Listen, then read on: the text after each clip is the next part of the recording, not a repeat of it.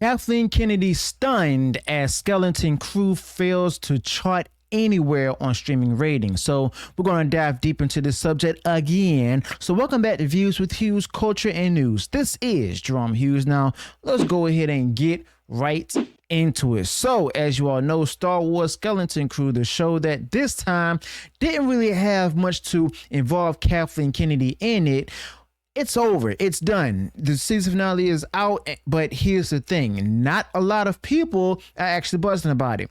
Why is that? Well, not many people actually, tuned in to begin with. But here's the big question that we're diving into today. Did the finale manage to save the day? Could it somehow claw its way onto the Nielsen streaming charts after an otherwise lukewarm reception?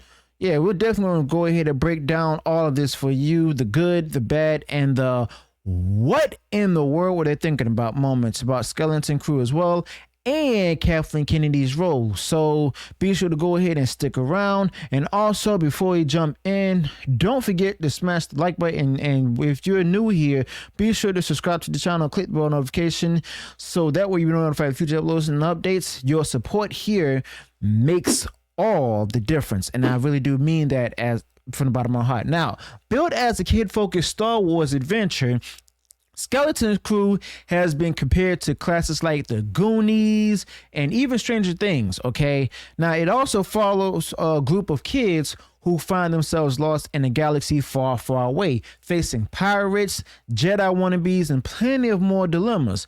I mean, that sounds fun, right? But it's Kathleen Kennedy's latest attempt to go ahead and expand Star Wars' appeal to younger audiences. Hang on, I just realized something. I just said Jedi wannabe. He's not even Jedi. He's just someone who was able to operate with the Force and stuff. Oh, I'm getting out of tangent and everything. But the thing is, like, they're actually looking to go ahead and just market it to those who are, younger kids in this particular series, such as Star Wars Skeleton Crew, okay? And fundamentally, understandably, it's been compared to classics like Goonies and the Stranger Things, but it shows how a group of kids who find themselves lost in a galaxy far, far away are facing a lot of pirates in space, someone who was the Force, as well as a lot of other more dilemmas. Sounds fun, right? It's Kathleen Kennedy's latest attempt to expand Star Wars' appeal to younger audiences without actually being fully involved in the project. But here's the thing. It's not just for kids, It was supposed to be, enough nostalgia bait and Star Wars lore sprinkled in to catch the attention of longtime fans. Even if it's, a bit light on substance, but still the show did have potential. So where did Skeleton Crew go wrong under Kathleen Kennedy's leadership? We're definitely going to go ahead and dive into this as well. But from the start, Skeleton Crew felt like it struggled to find its footing.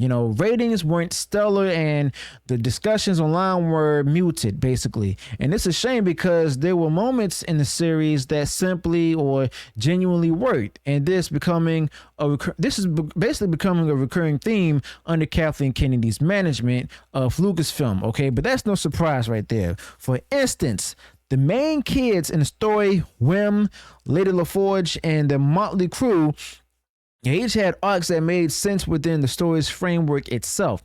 You see, they worked together, they faced basically a lot of challenges, especially for some kids, and there was a charm to their youthful determination. Now, the show also took time to explore themes of trust, bravery, and the struggle between freedom and security. Now, that's a classic Star Wars territory, but did Kathleen Kennedy's team actually push it far enough? I mean, let's just be real here.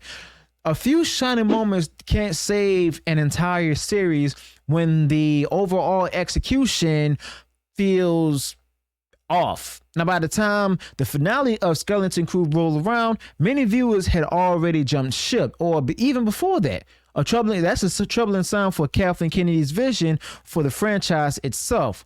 Now, the question we should ask ourselves was the finale a disaster? No, but it wasn't a slam dunk either. You see, Kathleen Kennedy's oversight seems to have been focused on safe, formulaic storytelling rather than taking bold risks, even though she didn't really have much to do with the project.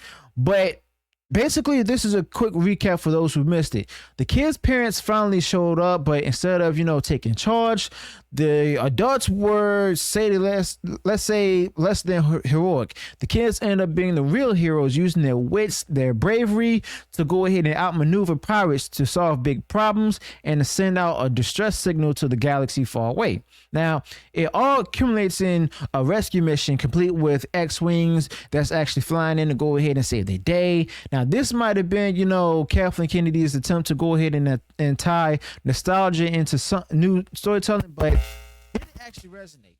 Now, I mean, that sounds exciting on paper, but the execution of Star Wars Skeleton Crew was, say the least, uneven.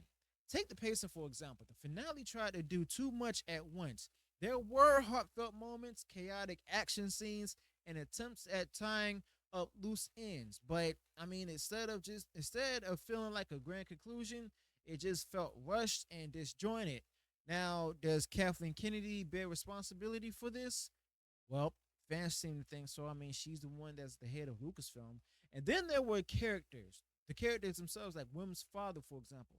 This guy might actually go down as one of the most frustrating characters in Star Wars history.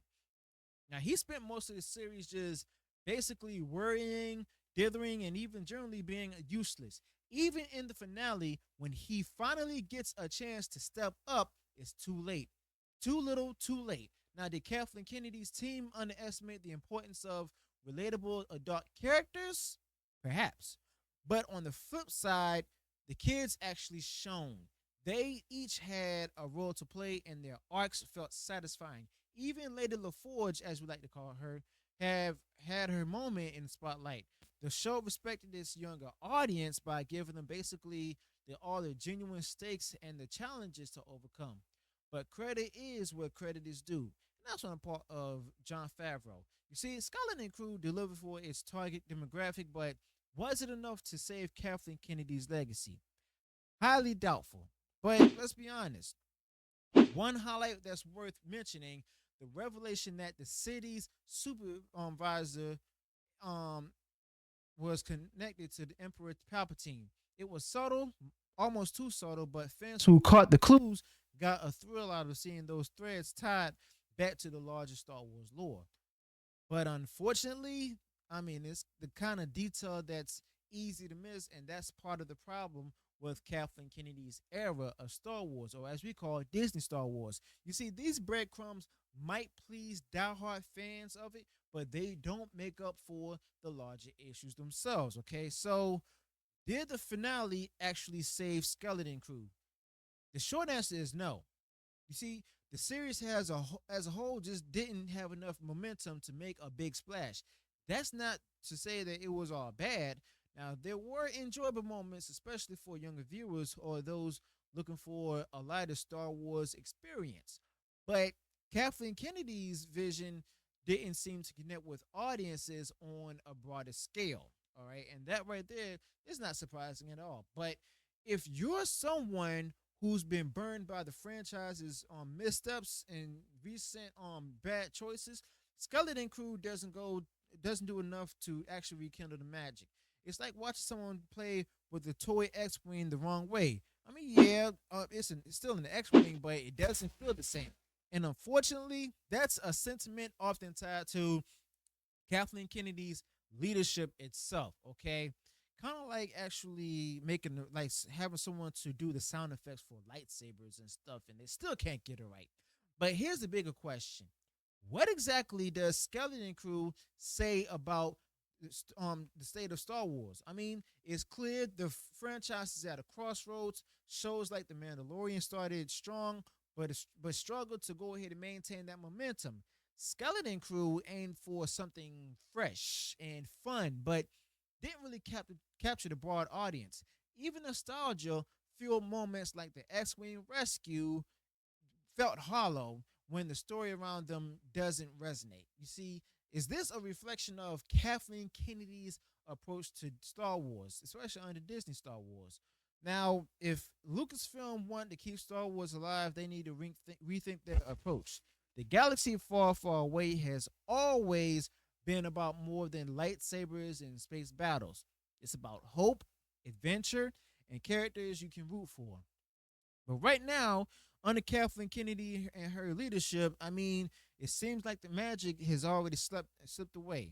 Okay, but I mean, this is all that I had to say for a report on Skeleton Crew and Kathleen Kennedy.